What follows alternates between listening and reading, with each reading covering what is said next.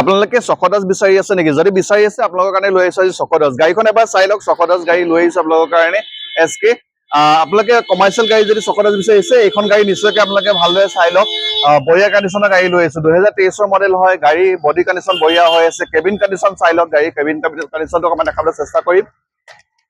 আৰু গাড়ীখনৰ ৰানিঙো বহুত কম হৈছে, এইখনৰ ৰানিংটো অকণমান দেখাবলৈ চেষ্টা কৰিম। গাড়ীখনৰ ৰানিং হৈছে 37,983 কিলোমিটাৰ অনলি। কেবিনৰ কণ্ডিশ্যন বঢ়িয়া হৈ আছে, মানে ভাল কণ্ডিশ্যনৰ গাড়ী এখন আপোনালোকৰ কাৰণে লৈ আহিছো। যদি আপোনালোকে চকদাস বিচাৰি আছে এইখন গাড়ী চাব পাৰে। গাড়ী কণ্ডিশ্যন ভাল, বডি কণ্ডিশ্যন বঢ়িয়া হৈ আছে, টায়াৰ কণ্ডিশ্যন বঢ়িয়া হৈ আছে, স্পেয়াৰ টায়াৰ কণ্ডিশ্যন ঠিক হৈ আছে, জেক হুইল সকলোখিনি লগত পাবই।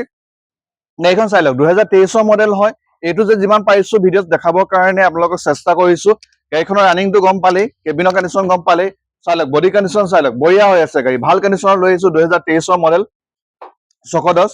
আৰু এইখনৰ আমি আস্কিং প্ৰাইচ ৰাখিছো অনলি 1350। 1350 ওপৰত নেগচিয়েট হৈ যাব। কিমান নেগচিয়েট হ'ব, কেনেকৈ নেগচিয়েট কৰিম, আমি অন টেবল ডিছকাশ্যন কৰিম সকলোখিনি।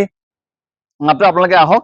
আৰু আপোনালোকৰ স্ক্ৰীণত কণ্টেক্ট নাম্বাৰ দিয়া আছে, আপোনালোকে গম পায় ৰিষ্টা কাৰ প্লেচ ঢেকৰগড় মালৱলী ঢেকৰগড় ৰোডত আছে।